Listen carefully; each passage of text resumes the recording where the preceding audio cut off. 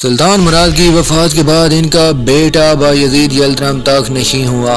سلطان بایزید نے تخت نشین ہونے کے بعد یورپ کی بجائے اپنے پڑوس میں کرمانیوں کے خلاف جنگ کرنا زیادہ مناسب سمجھا۔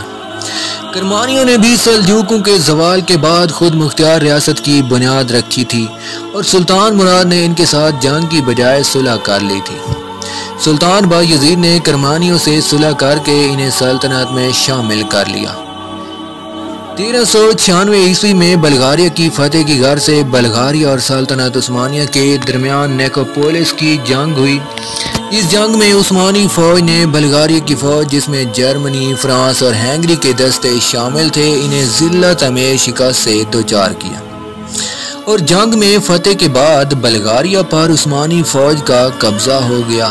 اس فتح کے بعد سلطان بایزید یلدرم اس وقت اسلامی دنیا کے طاقتور ترین سلطان بن چکے تھے۔ 12ویں صدی کے آخر تک جہاں ترکوں کے کچھ قبائل منگولوں اور بازنطینی صلیبیوں سے مسلسل جنگ کرتے ہوئے نظر آتے تھے، اب وہی خانہ بدوش قبائل 14ویں صدی عیسوی کے شروع میں انہوں نے یورپ کی مشہور اور قدیم بازنطینی سلطنت کو تقریباً مکمل فتح کر لیا تھا اور اب ان عثمانی ترکوں کی دہشت یورپ تک پھیل چکی تھی۔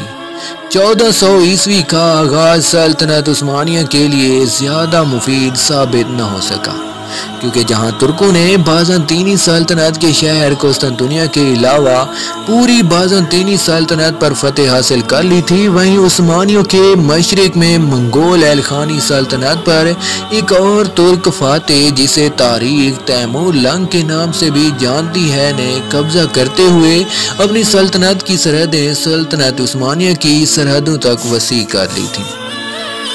اب امیر تیمور اور عثمانی سلطان بایزید یلدرم کے درمیان جنگ کے خطرات بڑھنے لگے تھے اور یہ جنگ ہوئی بھی۔ امیر تیمور اور سلطان بایزید کے درمیان یہ جنگ 1402 میں انقرہ کے مقام پر ایک خوفناک اور تاریخ کا دھارا بدلنے والی جنگ ہوئی۔ اس جنگ میں امیر تیمور نے عثمانی شہر انقرہ کا محاصرہ کیا ہوا تھا کہ عثمانی سلطان بایزید یلدرم اپنی فوجوں کے ساتھ میدان میں آ پہنچا۔ اس سے پہلے امیر تیمور نے پانی پر قبضہ کیا ہوا تھا اور جنگ ہونی ہی تھی، اس جنگ انقرہ میں عثمانی فوجوں کو بدترین شکست کا سامنا کرنا پڑا اور سلطان بایزید اپنے بیٹوں کے ساتھ میدان جنگ سے بھاگنے لگے جنہیں امیر تیمور نے پکڑ لیا۔ سلطان بایزید اور ان کے دو بیٹے موسیٰ اور مصطفیٰ امیر تیمور کے قیدی بنے۔ 1403 کو امیر تیمور نے سلطان بایزید کے بیٹے موسیٰ کو رہا کر دیا، جبکہ مصطفیٰ 1405 کو امیر تیمور کی وفات تک قید ہی میں رہا، جبکہ چوتھے عثمانی سلطان بایزید یلدرم کا انتقال امیر تیمور کی قید میں ہی ہوا۔ سلطان بایزید کی وفات کے بعد سلطنت عثمانیہ میں تخت کے لیے شہزادوں میں جنگیں ہونے لگیں۔ سلطان بایزید کے 5ویں بیٹوں میں تخت کی یہ جنگیں سالوں جاری رہیں۔